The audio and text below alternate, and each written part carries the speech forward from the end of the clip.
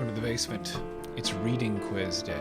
It's not a day, actually, that a reading assignment is due. This is a quiz that is covering the reading assignment that was due last Thursday. So I really hope that after 2 weeks of being in our new unit and having an opportunity to ask me questions about the reading guides last Thursday and some extra time to get ready for today, that I can put a nice little record of your comprehension of the novel that you have selected and just put it on file and let you know where you stand in terms of how well this reading is going.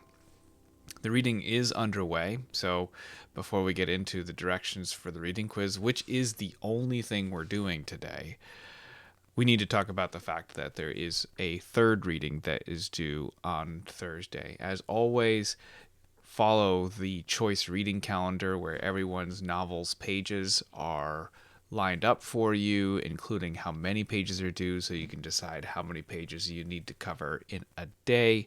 The reading guides are attached to that assignment as well for reading number 3, and you can download it and make sure that you're keeping up. There won't be a quiz on Thursday. There will be help on Thursday. So today is the day where you're going to show me if the first 2 readings have gone all right.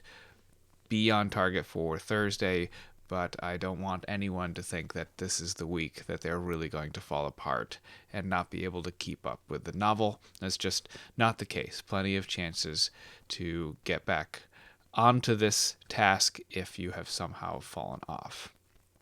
Now, let's talk about tomorrow. Tomorrow is Wednesday, targeted instruction day. There is probably something on your schedule, I would hope, that is a meeting with another teacher. Maybe you're getting some extra help in math, which is a much more intensive, practice-based discipline than ours. So sometimes I understand that the reading takes second place to being drilled on some algebra with your math teacher. Like, you have to do what you need to do. But the reason why Thursday is the date that each of these reading assignments is due is that Wednesday is going to make for a pretty good, not your weekend, day where you can get some reading done. My biggest suggestion and reason for doing this is that if you're anything like me, you are spending every day in the same space on the same machine. And I like my machine a whole lot. But Wednesday is a great opportunity to be doing work, but to be doing it with something that you can hold, that you can smell, that you can sticky note, that you can curl up under a blanket, that you can go outside in the sun. Now, I can't do that for the reading guides, right? Because that's up to you whether you have a printer or not. The internet is something that you're probably still going to use as you look up summaries and support once you finish reading and go, I don't know what just happened. All that is still fair stuff to be doing, but I'd be doing that in your skills blocks on other days when you have to be at your Chromebook. And make your Wednesday the day that maybe you go and find a place where reading does work for you. This is, in so many ways, a opportunity to try something new, because if you don't try something new, then you're just going to be reminded how all the ways in which this is new in ways that are outside of your control, because this crisis has forced us to make these decisions. This is your chance, and you are young people. Find a positive way to take control and make a positive decision for yourself.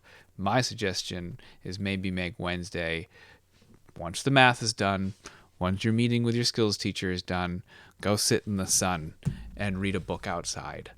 Something different, and get the reading done for Thursday. Reading number 3 for Thursday. But today, we're quizzing on readings number 1 and 2. So this is what it looks like in Classroom. It's 2 parts. These instructions are under here, the reading quiz directions. In the reading quiz directions is today's quiz schedule. The quiz for The Absolutely True Diary of a Part-Time Indian is taking place from 11:40 to 12. The quiz for Adoration of Jenna Fox is taking place from 12 to 12:20. the quiz for Lord of the Flies is taking place from 12:20 to 12:40. Now, it is not essential that you hit those times perfect. Essentially, the Google form is going to go live, the Google form quiz, at around 11:35, and you can go in there and you can take it.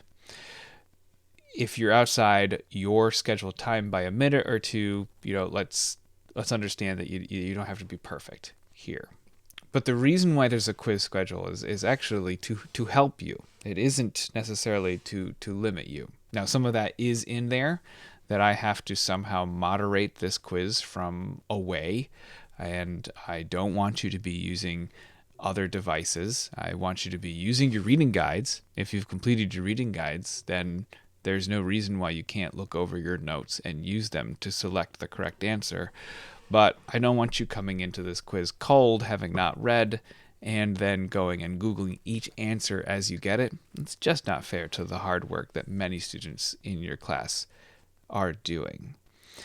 So, what it is for many of us, the actual language of the question, the meaning of one of the multiple choice options can be confusing. So for each of these time slots, I will have a Google Meet for that specific novel group, not the whole class, just that novel group up and running so that I can read the quiz to you question by question. It's still multiple choice, and you'll click and I will move on, and then we'll read a question and click and move on. But I want you to have the option to have these questions read to you. The only way I can do that is if I create a Hangout schedule. So let's talk about Hangouts for just a second. I can invite you to hang out using Google Calendar. So I have another tab. Here's Google Calendar, and here's tomorrow with your 3 Google Meets all set up. Part-Time Indian, 11:40 to 12. Jenna Fox, 12 to 12:20. Lord of the Flies, 12:20 to 12:40. By creating this, you have already received an invite if you are in this group that's inviting you to come meet from 11:40 to 12. So one option is in your email. The second option is to click this link here inside Calendar. So that takes going to calendar.google.com during the course of class. Okay? If that's still not enough, when the actual reading quiz goes live, I will try to copy and paste these links in there as well so that you come and visit the right Google Hangout. Thursday was the first time that we tried this. Given it was the first time that we tried this, I was able to meet with an awful lot of you. I will let you know that I have all 3 Google Meets open at the same time. I'm only talking to one, but my ears are on for all 3. So if you pop into a room early, I can either hear you talking or I can hear the bling of any chats that go out, and I can go and find them later. So just like coming into a classroom, if you are there early, that's fine. You're young people. I trust you, young adults. But you must understand that it is a classroom. It's not your house at that moment. At the moment that you enter a Google Meet, you're in a classroom, and you need to behave like you are in a classroom. All right, let's look at the quiz itself. The quiz itself will look like this. If I have the opportunity to add the 3 Google Meet links as well, I will add them underneath, boom, boom, boom. But the big thing that you're doing is you're opening up this Google form. The Google form, I've tried to keep it simple so that you can get to just using your reading guides and answering the multiple choice question. So the one thing I do need you to do is find your name from our roster, and then you will choose the novel that you are reading, which is just listed in the order left to right that it is on the reading calendar. So be careful here, because I've been running the schedule with True Diary first and Jenna Fox second, and it's switched here. Jenna Fox is first, True Diary second. It's pretty important that you pick the right novel. Because if you pick the novel that you're not reading, you're going to get a different set of questions that you won't be able to answer because you're not reading that novel. Now, you can fix it. All right, so I'm going to go and pretend to be one of you. And the easiest way to do this is just to pretend to be Gabby because she's on top. And now we know that I'm choosing her just because she's on top and not because it's Gabby. If I choose Lord of the Flies and I know that Gabby is actually reading Part-Time Indian, and I click next, she gets questions that she doesn't recognize. She can go back and fix it. All right, I clicked the back button and she can try again. And this time she will choose Adoration of Jenna Fox. All right, had to go quick there because those were the real questions. That was the real quiz. It is 5 multiple choice questions, so 2 points each, and it's automatically set up to grade. So make sure before you hit submit that you do have that 20-minute chunk, that you don't try to rush it. I mean, what's the rush? It's the only thing we're doing today. So be thoughtful in your clicks. Something that you'll see when your quiz score does get released is you will see maybe 10 out of 30, 8 out of 30, 6 out of 30. You did not do that badly on the quiz. The quiz thinks it's a 30-point quiz because it has 10 points for Part-Time Indian, 10 points for Jenna Fox, and 10 points for Lord of the Flies. So the score you get is out of 10, not out of 30. The score you get is out of 10, not out of 30. All right, so if you see the email later that says that you scored an 8 out of 30, you did not do that badly. You actually got an 8 out of 10 at that point. This is not the only quiz we'll do during the unit, and so the other reminder always should be that, say you get a 6 out of 10, well, that feels like a 60, but if we do 3 reading quizzes in the unit and you get a 10 out of 10 and an 8 out of 10 on those other 2, then you've actually got a 24 out of 30, which is a B-, and so not a big deal. So try to recognize that we're doing 10-point chunks, and there will be more opportunities to show competency if tomorrow's quiz ends up not being the one for you. All right, so I look forward to seeing you in the Google Meet. If you choose not to come to the Google Meet, I highly recommend it for 2 reasons. 1, I'm going to read the quiz in the Google Meets, and 2, it's the best way to show me that you are doing the work yourself.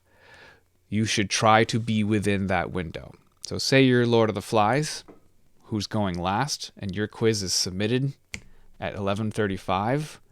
I'm going to wonder why that was the case. I'm either going to be less sympathetic to a score that is a 0 out of 10, and I'm going to say, well, why did you rush? You could have come and joined me in the Google Meet for help. And I'm going to be suspicious of a perfect score that is submitted that fast. I'm going to wonder how you were able to do that. So it's just really important to try your best to try to use the Google Meets. If you make a mistake, if you show up to the wrong one, not a big deal. I'm not going to call your assistant principal. I just want everyone to do their best. I recognize that we're remote learning. Coming up with Google Meets and reading the quiz to you is the best thing I could come up with, and we'll see how it works today.